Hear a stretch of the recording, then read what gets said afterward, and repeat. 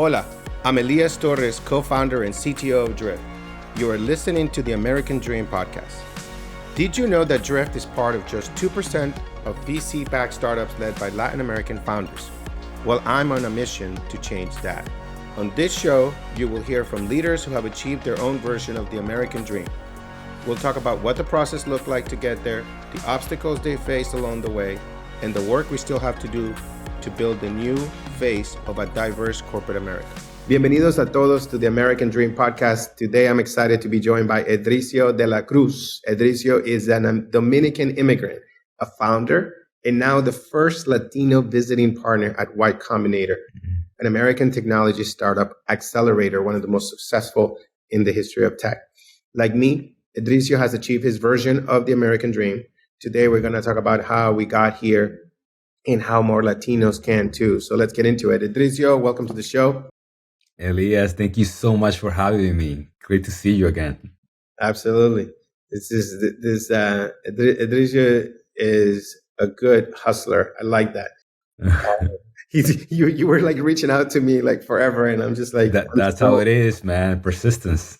I love that. You know why? Because I'm not trying to be like an asshole or anything like, but it's just I'm overwhelmed. It's just so many messages. I know. You know, I know that people talk about that, and I don't want to brag about it, right? But it's like, you know, I get messages on LinkedIn, I get people interested and stuff. I just can't. I know, brother. Can't do it. But you kept going and you kept going. You're like, course, what man. up? You're like LinkedIn, Twitter, and I was like, fuck, I got to respond to this guy. This guy is awesome. It's like it's in the back of my mind. But see, it was always in the back of my mind to reply.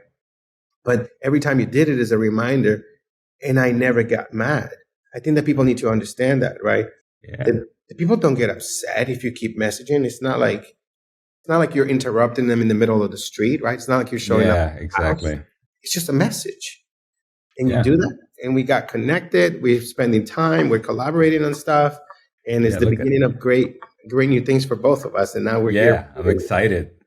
Excited to talk to you and kick this off. And hopefully we help some people today. Exactly. It's inspire, show people different paths that you've taken, and encouragement to fight the good fight and to go after the American dream. So let's look at your Twitter bio. You still use Twitter? Yeah, a little bit. I'm mostly now on LinkedIn, Instagram, but yeah, I'm. Twitter is an entertaining place right now. Very, very much so, especially now with Elon. Exactly, that's what I'm saying. It's every day is incredible what's happening in there. Yeah. But in your Twitter bio, it says you hustle hard, give back, anything's possible. What's going on here? Yeah, I think that is a great synopsis of my personal trajectory and what I've learned over the past 25 years since I immigrated from the Dominican Republic. So yeah, I mean, very quickly. What do you define by hustle? Hustle is just persistence and resilience and willingness to overcome any obstacles that are in your way and not see them as obstacles, see them as opportunities. I think, on your trajectory towards success, there's going to be a number of expected, unexpected obstacles that are going to come in your way.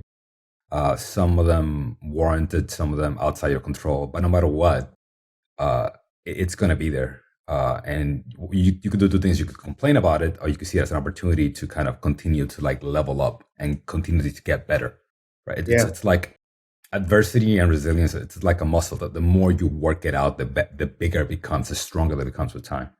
Yeah, it's just, especially on Twitter, right? There's just so much arguing and bike shading over hustling, right? And that is bad. That don't work too hard. I don't think immigrants we argue that we have to hustle. That's right? Not a luxury we have, right? We come here to the States that don't speak the language. If you immigrated, by and large, it's because you didn't have the financial resources in your home country. And you came here to achieve, like you and I, like the American dream, right? And everyone has a different definition of what that dream entails. But the thing with us is that we don't have a pattern of success or a model of success that we can mirror. Like a lot of our colleagues in the tech ecosystem, like we didn't grow up seeing other tech founders or successful corporate executives So we have to carve out on our path and figure that out on our own, which makes it very complicated because you can't be what you can't see. You can't be what you can't see. And it's difficult, right? It's like I've had so many role models that I kind of ignore a little bit their color or their upbringing and just trying to extract the essence. And when, in some ways, nobody's like you, right? Nobody has gone through your same exact path, and what worked for somebody else doesn't work for you. So at the end of the day, you still have to be unique, and you have to forge your own success, your own American dream. And there's no right or wrong, necessarily, right? Mm-hmm. Unless you're SBF at FTX, But, but I think that people need to listen, right, and to a lot of people and find those role models, right? Because without it, I wouldn't be here, right? But you're right. You can't be what you can't see. I love that. Mm-hmm. And so what's happened? Tell me a little bit about yourself. You came from Dominican. What year? Yeah, I came over to the States from the Dominican Republic when I was 12. I immigrated first to the South Bronx and then moved to Harlem. Lived there until I finished high school in Queens. I went to an aviation high school. So the path was to go into aviation as an aircraft mechanic. Then joined the Air Force Reserve. After that, my dream at the time was to be an airline pilot. So I was set to do 10 years in the military and become an airline pilot. I passed the ASVAB, passed the physical test, and I decided to drop out of the military to just help out my parents economically, and then took on 2 jobs as an aircraft mechanic at JFK, dropped out of college as well. And I did that like any good immigrant son, trying to repay back the debt owed to their parents. When I was 21, decided to go back to college, but no school would take me. So I wound up going to community college, which is an interesting kind of like culmination of a lot of people in different stages of life. But I just felt like I could do better. And I wound up transferring to City College at Baruch College when I was 24. So I was a little bit past everybody's prime, so to speak. But that's when I started learning about Wall Street, and I just became enamored with Wall Street. As immigrants, we see the big city lights and success. To me, Wall Street was synonymous with success and synonymous with making it. It was less about the money, more about kind of being able to achieve that next level. I wanted to be kind of front and center of what Wall Street was at the time, and to me, that was investment banking.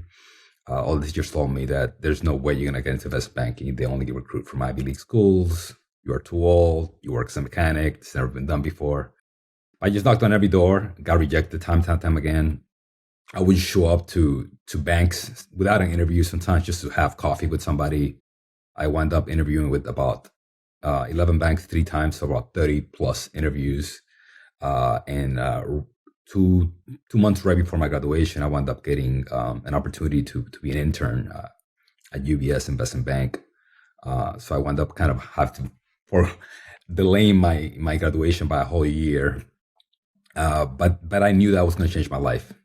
I knew that changing my scenery from airplane mechanic to Wall Street, even as an intern, was just going to change my trajectory. And it did. I became part of a program called SEO, which focuses on helping minorities get into Wall Street, and just putting yourself in the right environment, the right ecosystem, completely changes what you think you can achieve. And that's when I kind of learned the concept of getting in the right room. You just, by virtue of surrounding yourself with success, you become success by the virtue of osmosis. Yeah. And it worked like magic, right? Hold on. You're making so many pivots. It's mind blowing. What an amazing story. Let's not get to SEO and UBS just yet. Mm-hmm. Go back to this pilot mechanic. Yeah. Right. It's like when I first came, like my brother-in-law is a mailman, and I was like, everybody's like, get a job at the postal office. It's good benefits, right?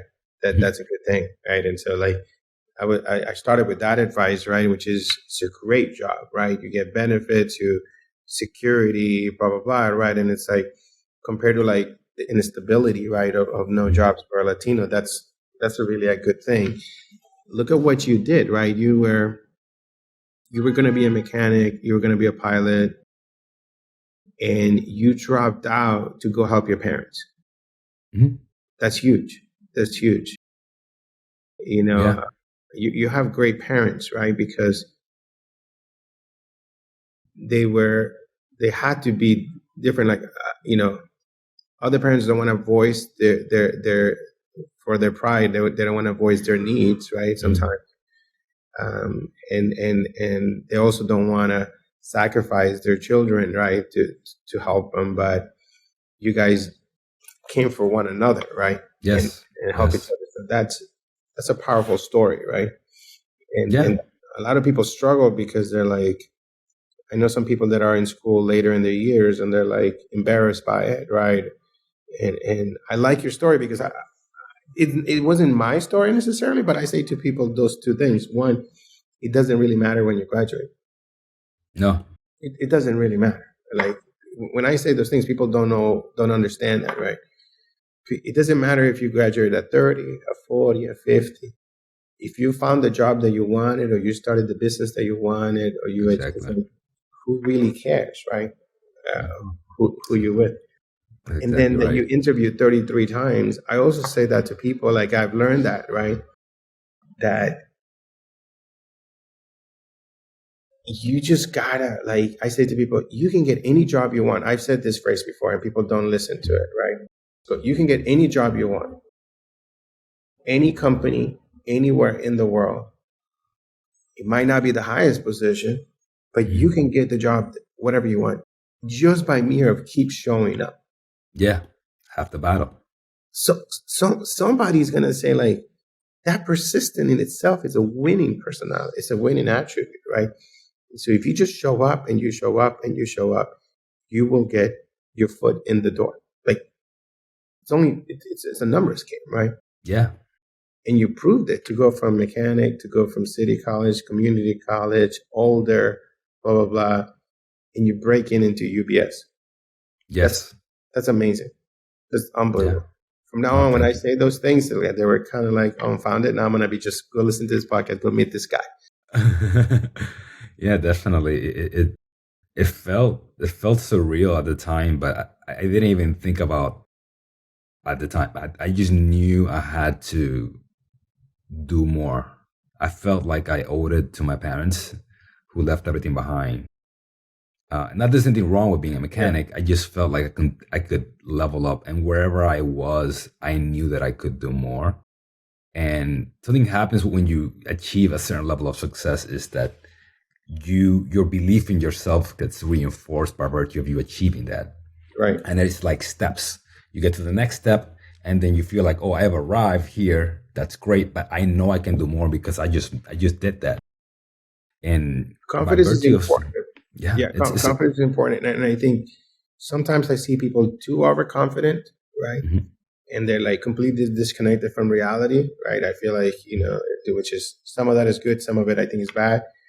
But you have to build up. We all need confidence. I think everybody's so insecure in general, right? Mm-hmm. People don't want to accept that.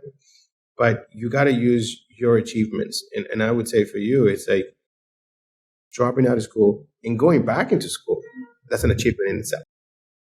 You're going to then switch into City College. That's an achievement in itself, right? You applying and getting a job entry level. That's being part of SEO. Yeah. All those things should be building your confidence. Exactly. And doubting on ourselves less and less. That's what we try to teach people of, like, overcoming that imposter syndrome. Once you show ability to have perseverance, when you show ability to learn, when you show intelligence to accomplish a task, the rest just takes time and experience. Exactly. Finding the right models of what you want to try and do, right? I would be so overwhelmed, but the good thing is that you were young, right, in a way, not contradicting, but to go into Wall Street, right? Mm-hmm. It's like you see all these people that know all this stuff. And it's not like they learned it in school. I mean, they learned it on the job, right? Yeah.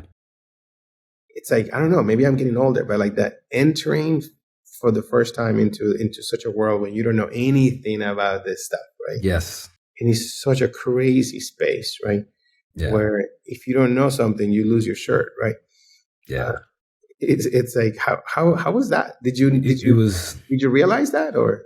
It was very intimidating. I mean, this is the early 2000s, so Oof. it wasn't like now where you have a lot of talented people that go into tech and some talented people go into Wall Street. But basically, all the talented people went into basically Wall Street, which was the highest paying job you can get at an undergrad. So it's extremely competitive. But I was just so enamored and obsessed with, again, not the money element, but the success element. I was just hungry. I was just really hungry. And I knew you could be smarter than me. You have a better network than me. You could have a better pedigree than me, but you're not going to outrun me. You're not going to out hustle me. And that was my attitude going in. My first summer, it was a 3-month internship. I took one day off, and every other day I worked from 8:30 to 2 a.m. With no sweat. Like, just did it, showed up, did my best, and kept going. I just had that hunger and that fire in me, and that was my differentiator out of anybody else. I knew I wasn't gonna outsmart anyone else. Everybody else had gone to an Ivy League school. I had gone to community college. Like, there was no way that I was gonna do that, but I knew I was just hungry and I had that desire. And part of it was like that I needed to do it not for me, but for like my parents and just for society, period. I felt like I needed to achieve something. And I think that helped me keep going. I mean, I think that people want easy answers, right, on how to do something, how to accomplish something. I think here's an easy answer. Outwork everybody, right? Yeah.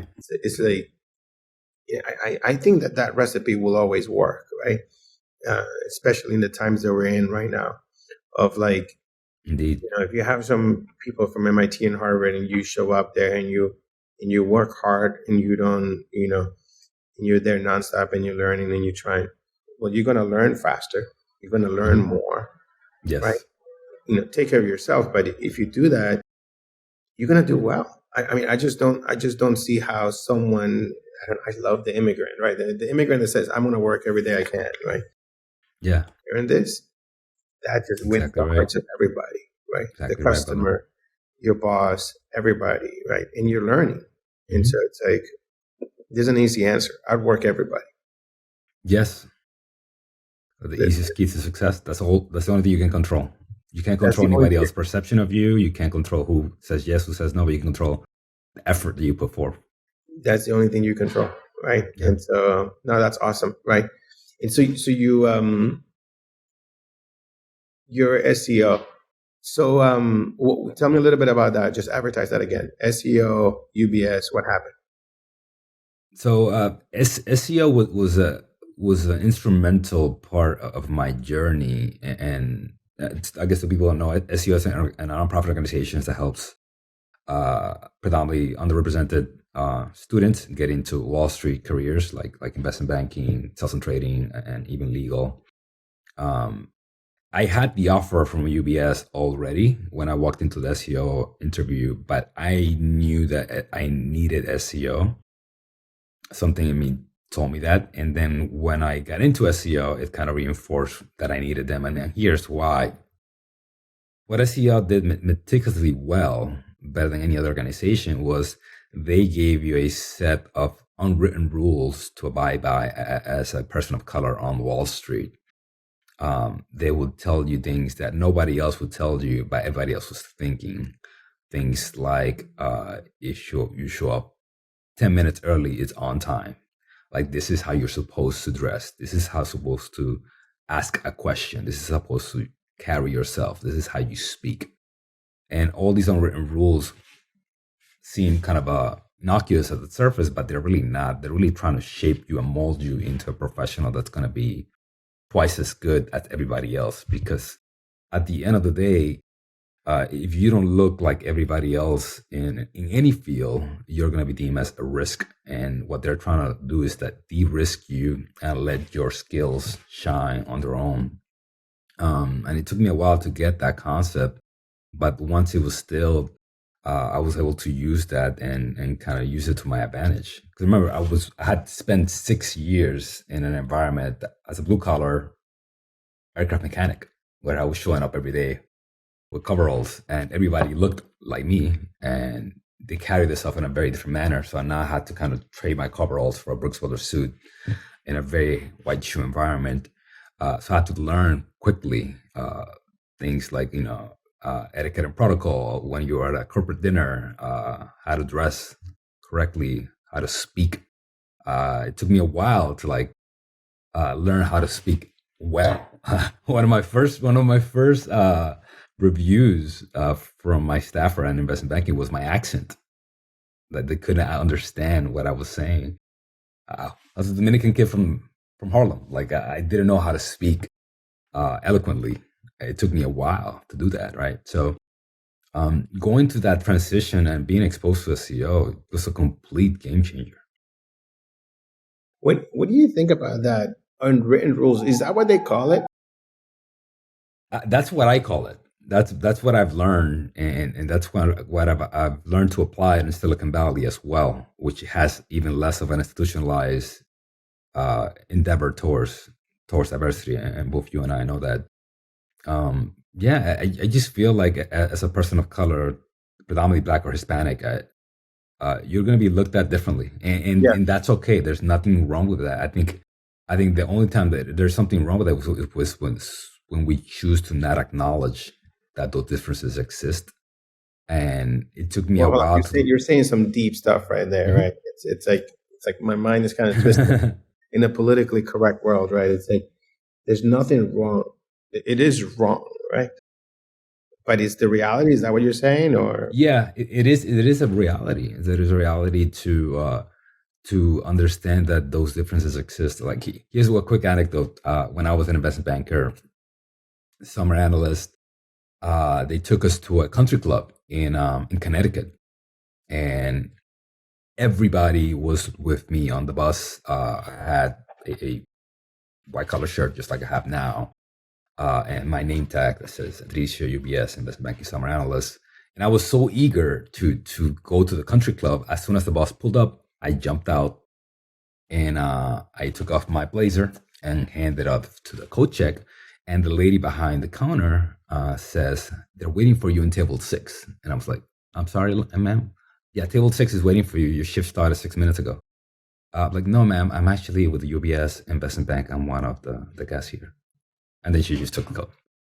And it's like, I wasn't upset. I was more in shock. It took me a while to understand this person probably hasn't been exposed to people that look like me on the other side. The people that look like me probably work with her as, administrative staff or waiters or coat checkers. And she probably hasn't been exposed to that. And I was the only person of color in my entire class, right? So it takes a while to figure out that those differences exist. And it took me even a longer while to understand if she thinks like that, probably the people on my team think like that as well. And again, that's the part where I was naive to think that they're colorblind, right? But they are not, right? And that's what SEO teaches you. It's like the world's not colorblind. It is not perfect. That's okay. This is what you need to do to overcome those biases, right? And inherent prejudice that exists. Yeah. They're not really attacking anyone per se. They're just attacking reality, and they're arming you with the tools that you need to not only be on par, but exceed that. And I'm very thankful for that, because I just apply that in every single instance throughout the rest of my career. Absolutely. I mean, that happens to me all the time to this day, right? It's like, it's sometimes I'm like getting ready, waiting for my valet for a car, and then and they're like, they hand me the keys. So I think you did. I think you worked there. Yeah, to the valet thing, and I mean, I don't know. I think my philosophy, I agree with you. My philosophy is really, I cannot change people. I can only change myself, right? Mm-hmm. And like how I react to things. And so how I behave, how do I act in one of those situations? But I actually kind of like the challenge. I kind of like to be there and represent us, right? In the sense of it is when people learn that I can be as successful as anyone else that they ever met, and be patient and not blow up at them for being like that, right? Mm-hmm. And just plug in that one person at a time, right? It's like it's a great feeling, right, to show that we are just as capable. And exactly. I think that's what we do. But I don't know. It's to me, it's like I have this immigrant mentality that I had nothing where I grew up, and I was going to be nothing. I was going to be nobody, in Nicaragua. I mean, I don't know where I would be right now. I didn't have a home, and I didn't know. I could have been hustling, truly hustling, like selling this, buying this, just like surviving, like nothing, right? I don't know what my life would have been. So I came here, and just to have a home, just to be able to live, just be able to get any quick job and just have an apartment and live, right? It was easier than it could have been in my country. Yeah. So in a way, I'm like, everything I've gotten and built, it's like icing on top. So I'm like, amazing. This is not my country, right? I wasn't born here. Nobody owe me anything, right? I'm thankful that you can achieve an American dream, right? Yes. Amen. So like, all these people could be upset at me, ask me to fetch things for them, store clothes, and park their cars. I'm okay. I'm doing well. It's all good, man. And so that's what we want to encourage people not to get stuck on those things, right? Yeah, exactly. I just embrace it as this is just part of the journey, And to find people that teach us, right?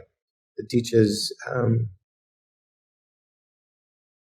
I think how many of those things are really important, right? How to behave at a country club, or how to act, what to say. Is that really important? I kind of hate the country clubs, to tell you the truth. Yeah. I think that the country club is a microcosm for corporate culture in America.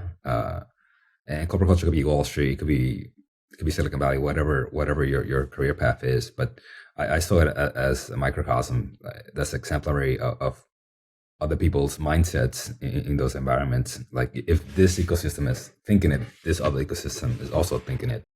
And I'm just a lot more careful, and I just take it a lot less personal when somebody makes a comment like that, or even a comment about my accent, or a comment about an assumption about where I was, of my desires because of how I look.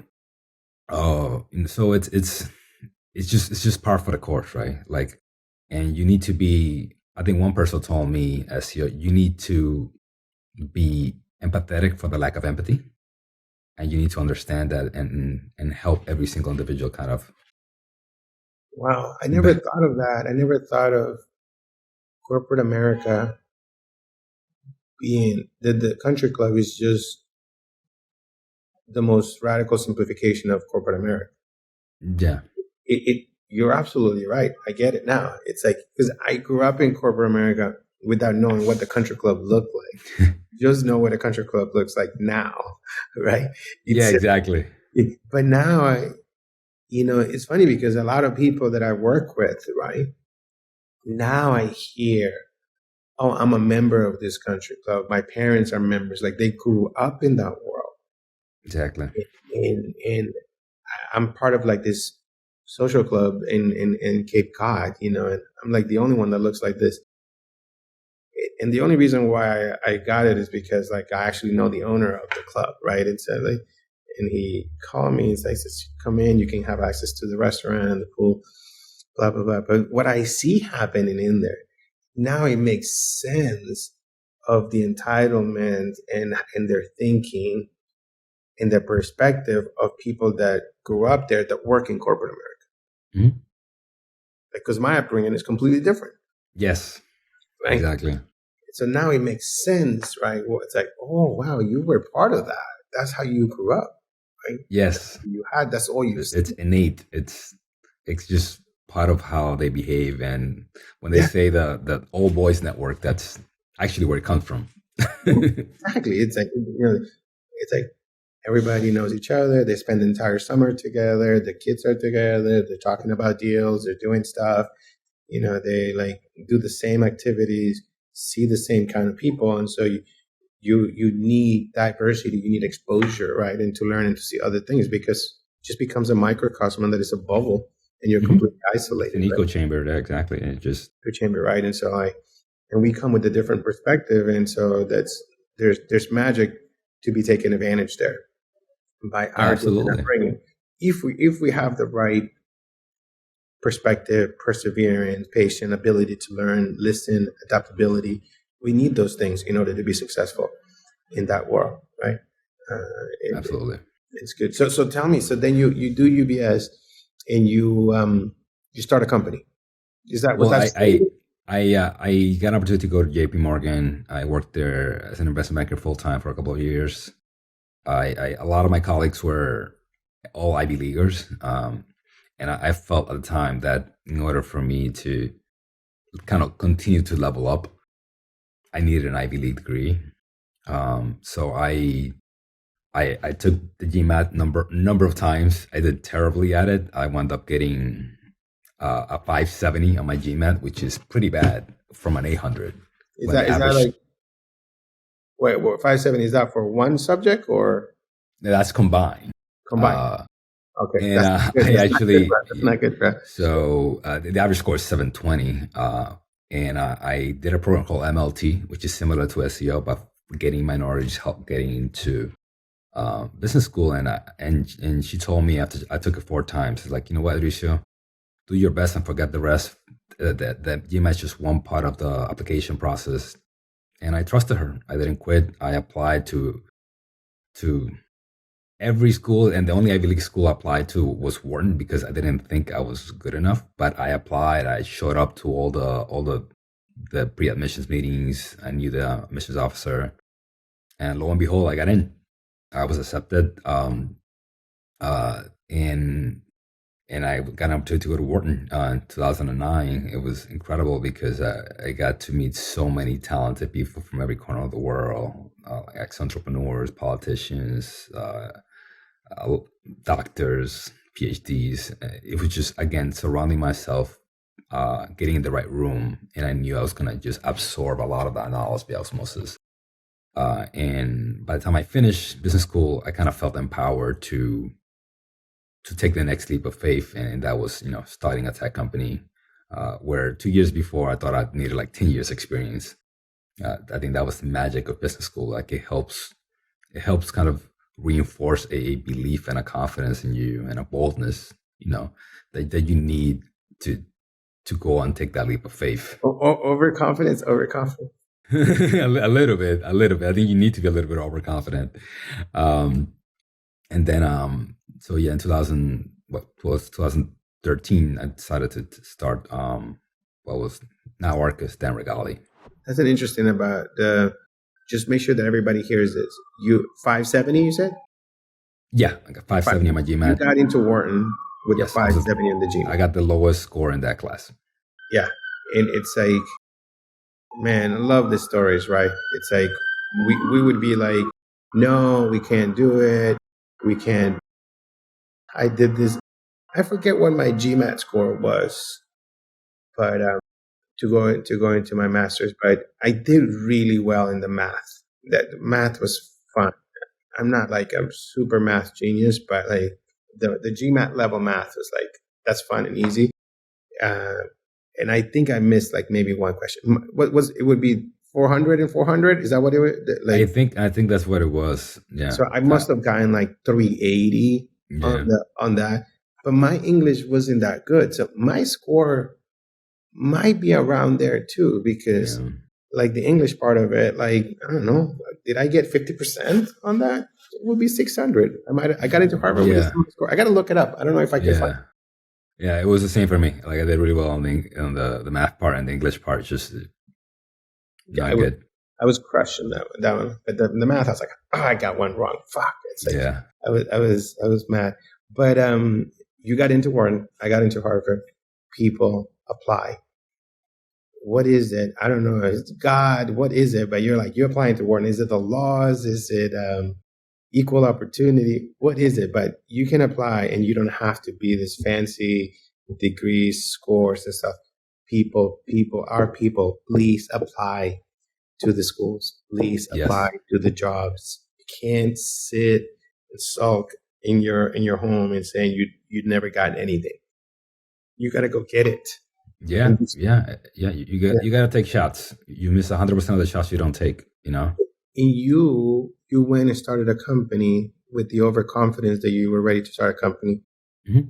You probably weren't, but you ended up being ready in the sense that you did it, right? And I want to talk more about that. In my case, you know what? I was a little bit of I don't know if I'm a scaredy cat, because I'm not, but I'm strategic, right? I work with David because I wanted to work with someone that had more experience. I chose to work with David as opposed to co-founding with another friend of mine that was his first time starting a company. Because I was like, my mind is like two people that never done this before. I'd rather go with somebody that has done it before, and I'm the one learning, right? You went and did it yourself from scratch. Yeah. Yes, which I recommend your path, by the way. That's a smart path. Right? That's what I did. So I'm just all the listeners. But there's two paths, right? It's okay. Yeah. And you start one, it doesn't work out, then do try it the other way. And then if not, then try it back the other way. The thing is that we can have so many shots in life. It's not it's not a one-time deal, that it's just if it fails, you're done for life. It's like, no, exciting. Go try again. Yeah, no, that is exactly right. And I think coming out of school, you have that adrenaline, you have that strength, you have the kind of that desire in the pit of your stomach to go on and do something big. And I kind of wanted to capitalize on that. Yeah. A lot of this is naive thinking, truth be told, but I think you kind of need some of that naiveness going into what do you think everybody else is doing? Yeah. Well, this is the thing that people need to understand. The naivete of elite white person coming from a private school. Yes. Blah, blah, blah. Like, it's the same thing. It's just exactly. They have a bank account with their parents that support them, but they're still naive. They don't know anything. All the stuff comes out of their mouth. They have not felt what an entrepreneur has felt after years and years of building, of selling, of hiring, of firing, of fundraising, of rejection that we're all going to receive. Mm-hmm. If you're white, you're not going to, every investment is not going to say yes to you either, right? You're going to get rejection. And there's different economic classes too. But we need to all realize we all are naive when we haven't done something.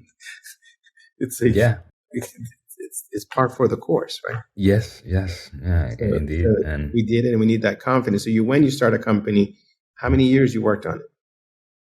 So we started 2013, and we sold the company to MasterCard in 2021. So 8 years total. 8 years. So one thing to understand is the secret is you got to find something to focus on. You have to focus on it for longer periods of time. Mm-hmm. Find something, then focus. You did it for 8 years. Third, you got to know when to exit. Yeah.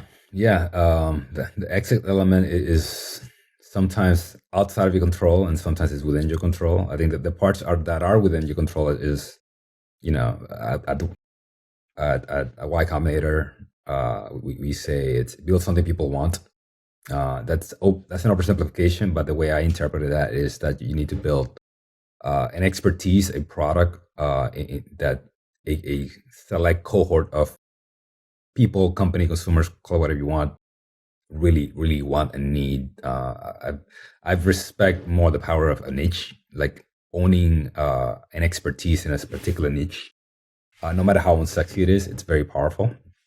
And our company did consumer bill pay in predominantly Latin America, and that's not the most exciting segment, but we dominated that segment, and we wound up serving consumer bill pay as a platform to virtually every single you fintech mean bank. Like paying people's bills online? Mm-hmm.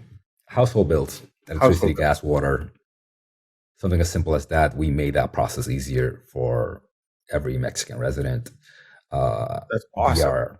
Via our platform. I love that too. It's like, do not underestimate the like, there's another great lesson, right? Is like, do you want to go into Wall Street and know everything about all of Wall Street, right? Or you build an expertise in understanding, I don't know, oil in Latin America or something. Yeah. It's like, the more you know about that, the thing is that not everybody can know everything about everything. Exactly. And so, like, there's so many things to learn. So if you know something and you go deep on that, right? That's the focus part of it. Then somebody will find value in it, right? Exactly. At whatever level. Yeah, exactly. It might not be $1 billion purchase, but it might be like, well, you get hired into this other company at a great salary, or you'll always be on demand, or you could be an investor or whatever, right? And then if what you have goes away, I'm sure that can be parlayed into something else. But being niche is very important, right? Exactly. Like, oh, it's just the most, freshest, coolest thing that you can learn. You knew about bill pay. I mean, like, that is awesome, right? It's like, to understand consumer behavior, the methods of payment they can do, like when they can pay on time, when they're going to default. There's just so much information to be mined there, right? That a lot of people would want to know, right? It's a fantastic understanding an area where maybe bill pay is very well known and easy to build in the United States. Now it's a done thing, but it's not in Latin America, right? It's like, it's awesome. So you did bill pay 8 years. How big was the team? How big did you get it? When we exited, it was about 100 employees. Yeah, that's awesome. You know what I mean? It's like, most people are not able to start a company. Most people are not, to get something beyond 5 people. Then you build a real company, right? Solving a problem. It was sizable. We were moving billions of dollars by the time we exited. Became one of the biggest platforms in all of Latin America, and luckily found a partner in MasterCard that really believed in our vision and was squarely aligned with what we wanted to do to take it to the next level. I love this story. You went from a dropout mechanic with the dream to building a company that exits to one of the largest financial institutions in the world. Right. Yeah. MasterCard for building an expertise, building a niche, right? Something that has nothing. I mean, I guess it has to do with finance, but you just gotta. It's not like you learn any of that at JP Morgan. No. You learned that at school. No. Wharton, right? None of that. No. You had to go roll up your sleeves and learn it on the job. Yeah, learn it on the job, and it was not a straight path, but. Obviously the idea changed and morphed, and like every good entrepreneur, you pivot and adjust. But what never changed was kind of the desire to triumph, right? The desire to succeed. Because you and I both know it's never a straight path to success. It's a lot of ebbs and flows, peaks and valleys, and that desire to overcome and desire to win and achieve the dream. It's really what keeps us going. That's awesome. So like, you're living the American dream, right? I mean, I think it's like, and I call the American dream just many dreams, right? You went from like being able to support your parents, help them get going, right? To getting an education, to working at UBS, JP Morgan. I mean, you got into Wall Street, right? That's a success in itself.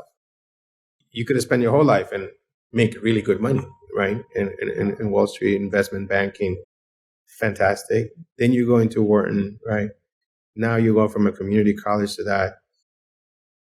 Then you start a company. Then you exit. Wow, it's such a fascinating journey.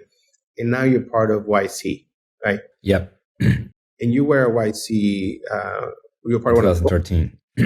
Yeah, I was lucky enough to be part of YC in 2013. Back then, it was being led by Paul Graham, who founded Y Combinator.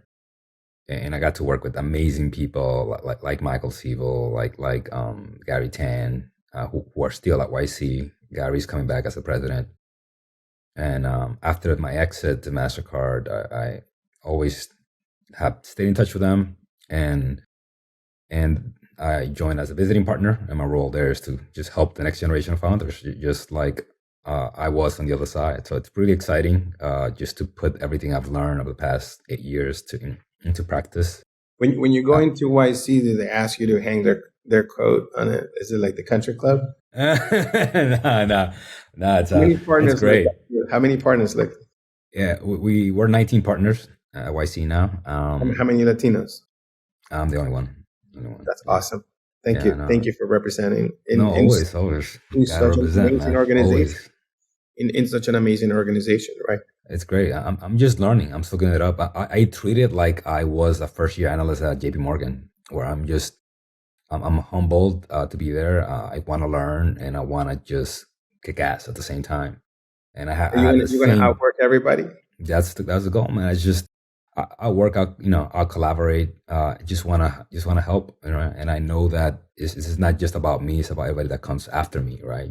Everybody that looks like you and I after me. I know that however I do is representative of them as well. So I don't take that responsibility lightly. So I take it with the same approach. I have the same fire that I had in my belly, 17 years ago when I stepped into, JP Morgan. I have it now. That's awesome. I mean, it is a big deal, right? Because I never applied to YC, right? And I respect and venerate, PG, right? And all, like he's unbelievable, right? What a source of wisdom and experience, and all the stuff, like the stuff that he has seen is just unbelievable, right? And the philosophy in his way has not been lost, right? He's still that same early stage, Yes. and entrepreneur person. He hasn't morphed into other things. He has stayed true to this and just found his niche, right? Like you were saying. And it did never dawn on me. In a way, I see YC from a distance as a white institution, right? That I would have never be a part of it, right? But you being there and now realizing some companies I've gone through that have Latinos in it, that you are a partner now, that should be a great picture for everybody to see. It can be done, right? Yeah. Because I just see PG and I see like Dropbox founders and this and whatever, right? But it's like, now I say, like, you know what? Should be recommending more and more Latinos to apply and to submit their applications, to look at what other companies looked like when they were applying. Was it just an idea? Was it progress? And go for it and reach out to you, right? Yeah. So they can be part of the board, and then someday they can be a partner, right? Yeah, I mean that's the goal. I mean, that's how you start. That's how SEO started with with a first class of a few black and brown folks in the 80s in Wall Street, and now it's been systematized into Wall Street. Diversity is institutionalized to Wall Street. Hopefully one day it will be in Silicon Valley as well. And I think you and I are kind of the first generation of that. Yeah. I mean, like I said, we're kind of maybe first generation or something, but there's many people that we're riding on their shoulders, right? Yes. Latinos that have done so much stuff we didn't make, but in tech, it's still the early days for Latinos. Very much. How do we help? What are you doing on the side? Are you doing some writing? You now know how to speak eloquently. Yeah. That's a good callback. It's a good callback. Yeah, I've learned a lot for the past 8 years as a founder, and I just want to kind of pour all of that knowledge and just share the knowledge with people like you and I, who are the underdogs, the have-nots, the people that didn't start on third base, and show them that is not an impediment to success. It's actually a propeller to success. Like it's actually it's not an obstacle, it's an opportunity. So I've been finishing a book. It's called The Underdog Founder. It'll be out next year. And in the meanwhile, I've been sharing that knowledge via my Instagram channel, which is Edrizio_startup coach. And I just try to distill all those lessons for whoever wants to listen, right? Yeah. Things that I wish I knew back when I was starting out. And Yeah, I just kind of just want to share knowledge. I'm just passionate by that. Luckily, after the exit, it was life changing for me. A kid that grew up on welfare, just being able to be at a different economic level, it's like a dream come true, and I just want to share that knowledge so that people can get there. Absolutely, and that's the whole point of this podcast, right? Is to show the success that can be had, right? If you are persistent, if you persevere, and you take advantage of who you are, right? And the value that we bring to society in a different perspective. So more people are waiting for us to do this than we think of, Yeah. Amen. Time is now. That time is now. Yeah. They need to see themselves in you. They need to see themselves being able to make all those pivots, get all these jobs, start companies, being an investment partner, writing a book. What a wonderful story. And it's just getting started. You're still as hungry as you were day one. I love that. And I think one thing we need is that it's kind of hard to just like share our expertise. I love when people can ask us questions and stuff like that. So like people need to come to you and say like, because sometimes we don't even know what we've learned, right? Until we get asked in the moment by somebody. That's a very good point. Right. And so like people need to give you the feedback so you can put this in the book, right? Mm-hmm. And you can talk about it because they're going through it and we don't even remember, right? Because it's just a blur. It's like what was happening at that moment in time during that situation. So please reach out to Edrizio, ask him questions, and really tap into him because he's a resource. He's at YC. If you need help applying, have an idea, reach out to him. Definitely. He will give you extra time and care and attention to make sure that your application is top notch and encourage you to apply, right? Of course. To follow the dream. Thank you so much for being on the show. Thank you, Elias. It's appreciate the hustle. I love that Dominican hustle. That's awesome. Muchas gracias, hermano. Thanks for listening to the American Dream Podcast. Make sure to hit subscribe so you never miss when a new episode drops. If you like this episode, please leave a 6-star review wherever you listen to your podcast. And if you're interested in learning more about my American Dream mission, subscribe to my newsletter linked in the show notes.